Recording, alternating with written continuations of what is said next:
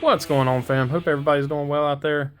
Welcome to another Traditional Tuesday video. Happy Traditional Tuesday. So a little bit has changed with how I'm doing these videos. So anyway, every other day uploads just like I've been doing. It's just the only difference is I'm not going to be doing 4 videos a week on those weeks where it falls on with Monday, Wednesday, Friday. So anyway, with all that said, QSP. So this is probably not the traditional that you guys are expecting from me for QSP. We'll talk about that a little bit more as the reasoning why I chose this one. This is not the exact one I wanted, but they had it on a massive sale. I've had this knife sitting on my review table for a while, so they had it on sale a while back through White Mountain Knives, so big shout out to those guys.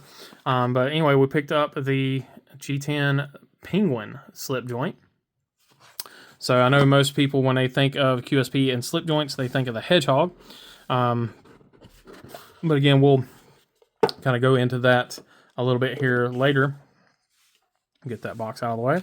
So inside you get your typical paperwork. So this is a 14C28N. It is a G10 model. But yeah, so there's all your specs. Looking at just over a 3-inch blade, just over 4 inches on the handle, and just over 7 excuse me, just over 7 inches overall.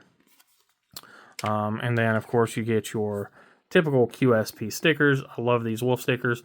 And then I think it's awesome that the Have a Knife Day stickers are always a little bit different. All right, so let's go ahead and break into this guy. So I have had this out of the box a little bit. I messed with it just to make sure it was something that I wanted to keep. I did get to play with some at Blade Show, Texas, but the one I messed with was the higher end carbon fiber version. So I didn't really get to play with the G10. I wanted to make sure that it was still exactly what I wanted. So typical Penguin size and everything. There's a few small differences between this and the normal Penguin. Unfortunately, I do not have a normal Penguin here to show you, but I do believe the little finger choil here is a little bit more, a little bit larger on the slip joint than it is on the standard. But anyway, let's go ahead and dive right on into this guy.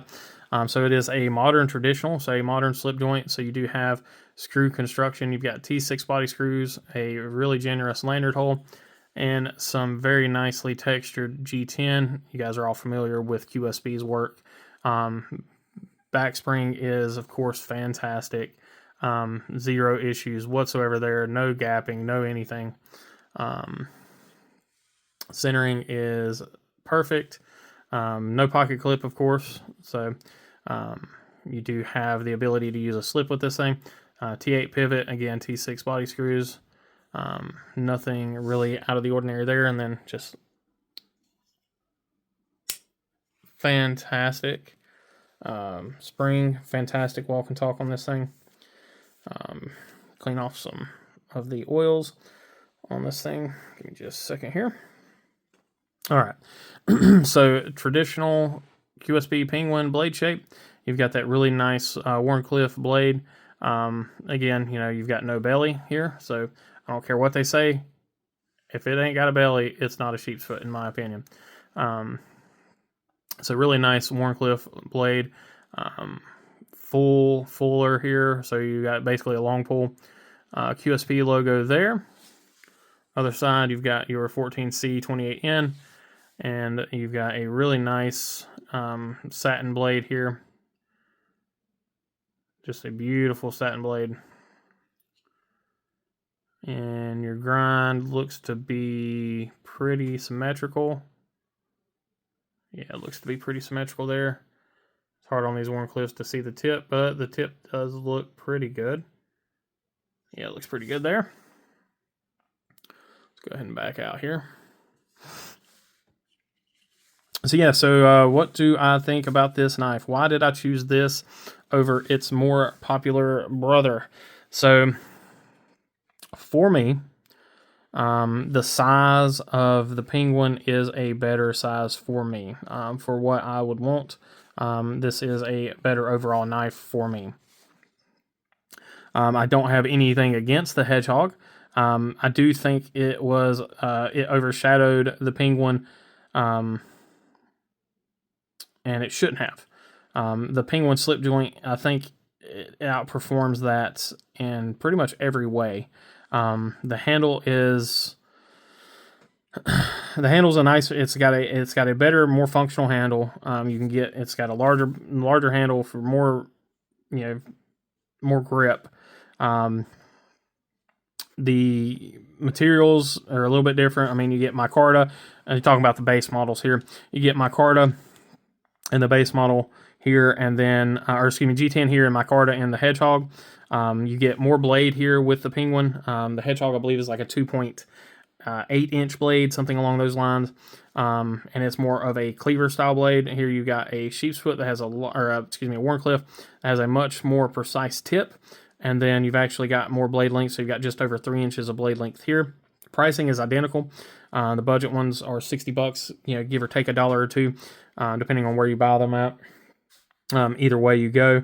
Now the Penguin Slipjoint, and I didn't check TPK, but they may offer a titanium Slipjoint Penguin. I don't know, so don't quote me on that. But the 14C versions are nearly identical in their pricing and everything. And like I said, I think you just get much more value with the Penguin. And now that being said, the Hedgehog has a more traditional look to it, so that's probably why it was more popular. Those folks on the that like the more traditional look were more drawn to that. But as far as bang for your buck, I think the Penguin is still reigning champion of the bang for your buck category in a modern slip joint.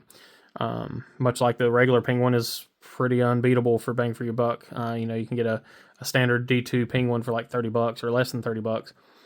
So that's pretty hard to beat. Yeah, so again, this thing, 14C28N, these things are right at $60. Fantastic operation.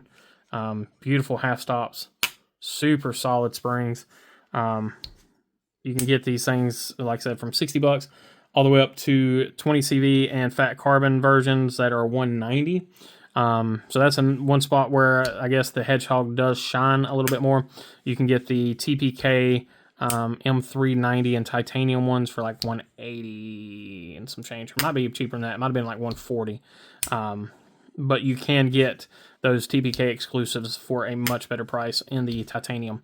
But for the standard version, I don't think you can beat this. I can see the spring pressure is phenomenal on this guy. I talked about it a little bit in the APTA video, I think, the Rough Rider APTA. This is one of the few slip joints that I've picked up in the budget category that have a stronger spring and a better pull than the APTA does. Just fantastic walk and talk on this thing.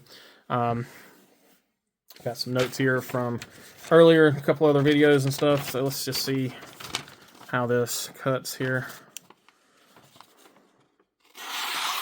So yeah, I wouldn't expect anything less. Would not expect anything less from QSP. Fantastic edge.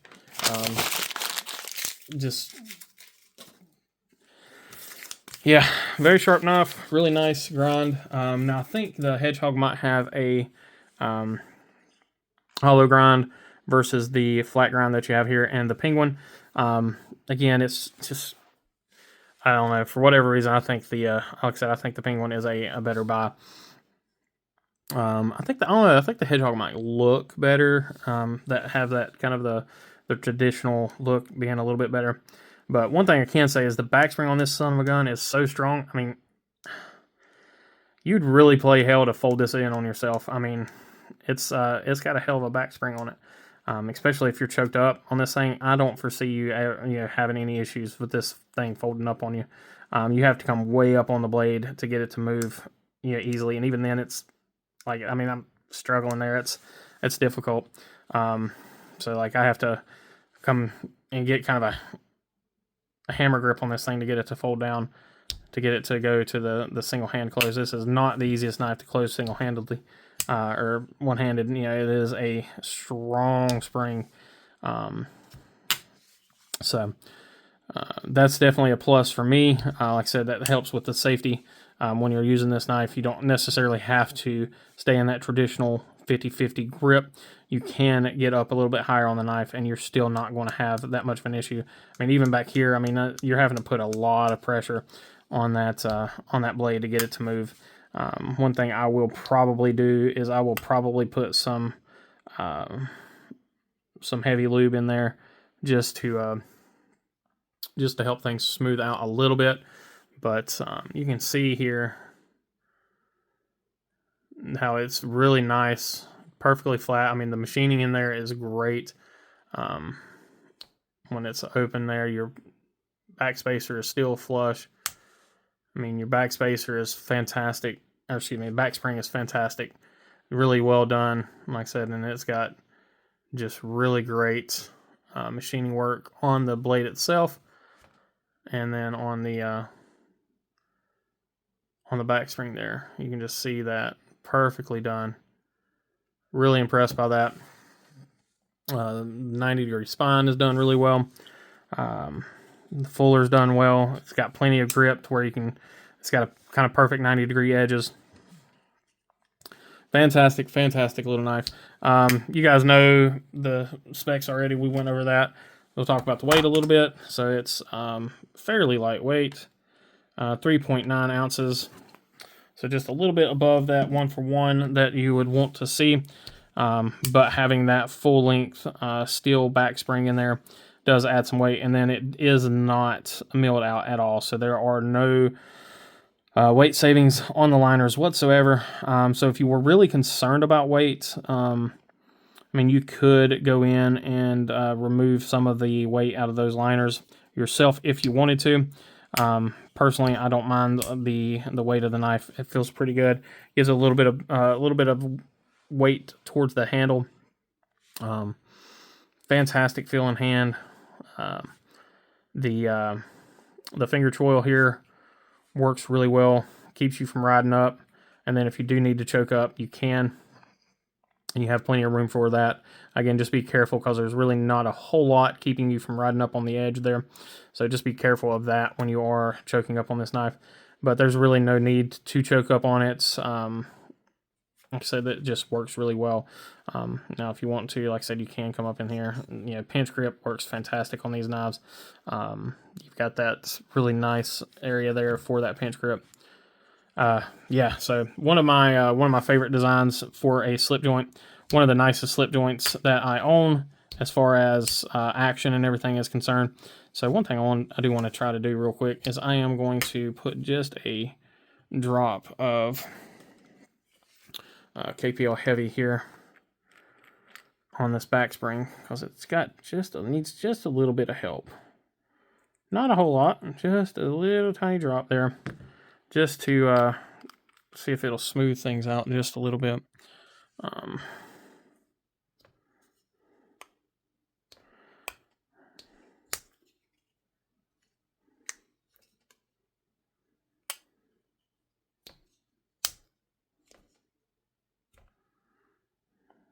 I need just a touch more.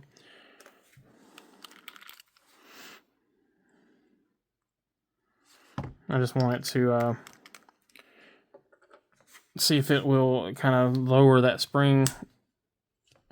Going into the half stop is where it's got the most friction.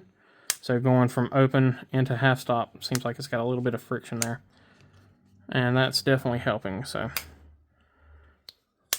yeah, that helped out a lot.